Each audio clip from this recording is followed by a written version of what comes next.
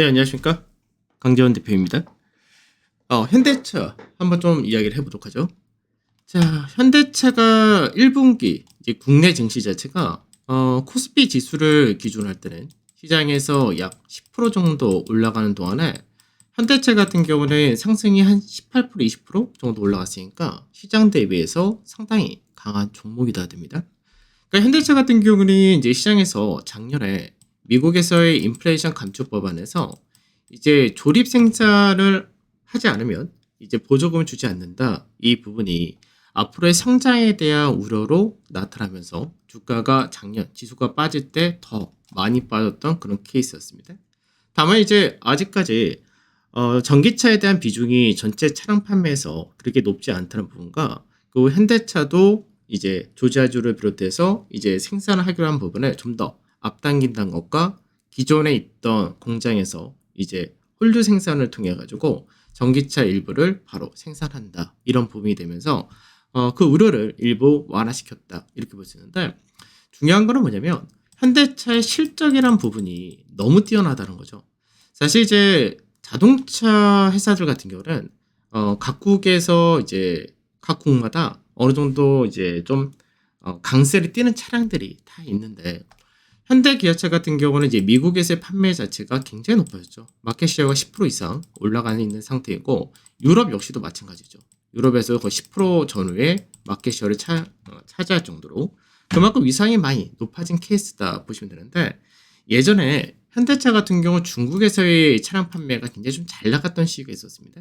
근데 이제 중국에선 거의 이제 내수차들에 대해서 다 밀려있는 상태고 실제 판매 자체도 거의 나타나기가 힘들어진다 이렇게 되다 보니까 실적 역시도 중국에선 마이너스가 나타나는 그런 모습을 보여준다 되죠. 반면에 인도를 비롯한 그 외적인 신흥국에서는 굉장히 가파르게 판매가 올라온다 이 부분이다 보니까 결과적으로는 실적이 워낙에 좋은 케이스 이렇게 됩니다. 그래서 지수가 이제 한 분기 동안에 올해 시작해서 한 분기 동안에 지수가 10% 조금 넘게 올라갔었는데 현대차 같은 경우는 거의 20% 넘게 올라갔기 때문에 상당히 강한 흐름을 보여줬다 됩니다.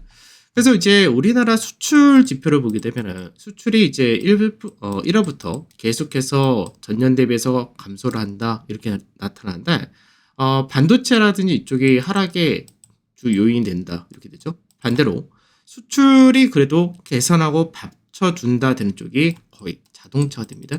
그래서 자동차 같은 경우는 3월달 수출 동향 보게 되면 60억 불을 도달했는데 사상 최고치입니다. 그만큼 수출이 잘 된다. 더군다나 이제는 실적 시즌에 들어오기 때문에 그 부분도 눈여겨서 봐야 되는 그런 케이스가 되는데 차트상으로 보게 되면 현대차가 이제 2021년도 1월달 이때는 애플카 이슈였죠. 그래서 애플카 이슈가 붙으면서 상당히 고가를 만들고 강했던 그런 케이스였는데 그 이후로 애플카 이슈가 해소가 되고 그리고 그 외적으로도 주가가 시장에서 계속해서 경기 침체다 못하면서 안 좋은 쪽만 반영을 하다가 그 주가 자체가 고가 대비해서 상당히 많이 빠진 15만 원까지 늘었는데 지금은 어떻게 됩니까? 반등을 계속해서 해주면서 올해 초기 1월 달에는 약 4주 동안에 9% 정도의 상승을 보여줬고 그 나서 약 8주 동안에 이 구간에서 박스권에서 매물 소화하는 과정을 거치면서 이제는 추가적인 윗자리로 돌파하는 가격대가 들어왔다 되죠. 그래서 이 가격대를 돌파한다는 얘기는 뭐냐면 시장에서 이제 상승 추세로 바뀐다 이런 의미가 되는데 수급 쪽에서의 흐름도 보게 되면 수급에서 그동안 개인들이 계속해서 갖고 있던 물량이 빠진다 되죠. 그래서 개인들이 꽤나 많이 갖고 있었는데 이 물량이 이제는 거의 절반 이상 축소가 되었다 되고 그 빈자리를 이제 외국인들이 물량을 채워놨다 됩니다. 그래서 외국인 같은 경우 현대차의 실적이라든지 이런 거 봤을 때는 계속해서 매수를 보이는 그런 모습을 보여주는데 우리가 이제 4월달 현대차의 실적 발표 이 부분은 어떠고 실적에 대한 컨센서스가 생각보다 높게 나온다 여기에 주목을 해야 되는 그런 케이스인데 한번 보도록 하죠. 현대차가 이제 실적 전망치를 보게 되면 원래 이제 1분기 실적에 대한 컨센서스가 얼마였냐 2조 3천억 정도가 컨센서스입니다. 근데 지금 현재는 시장에서 전망하기를 얼만큼 전망하냐면 적게 나올 경우는 2조 5천억 세게 나올 때는 3조까지도 나올 수 있다 이렇게 전망을 하고 있습니다. 그러니까 왜 이렇게 전망이 높게 나오냐면 시장에서 우려했었던 금융 부분에 따른 이자율이 그렇게 높게 형성되지 않고 실질적인 10년물 국채 금리라는 것들이 떨어지고 있죠. 그다음에 이제 금융시장에서 금융 쪽에서 이제 안 좋다라고 전망을 했던 부분이 개선이 된다라는 부분이 있고요. 차량 판매는 여전히 좋다. 이 부분이 있습니다. 거기다가 이제 인센티브라든지 이런 것들도 상당히 이제 높아질 거다라는 전망이 있었는데 그 부분도 그렇게 높아지지 않는다가 됩니다. 그래서 전체적으로 영업이익률을 8%대를 유지한다라고 전망을 하는 만큼 시장에서 실적에 대한 기대치가 굉장히 높다 됩니다.